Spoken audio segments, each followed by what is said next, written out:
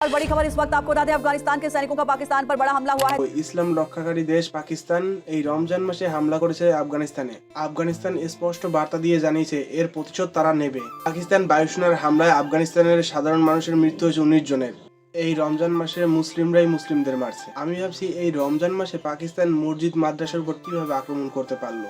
একেবারে ডিরেক্ট মসজিদ মাদ্রাসার উপরে পাকিস্তান হামলা চালিয়েছে।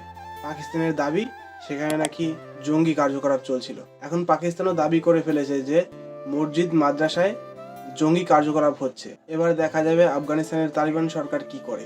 আফগানিস্তানের পরিস্থিতিগুলো শেষ পর্যন্ত ভিডিওটা দেখো।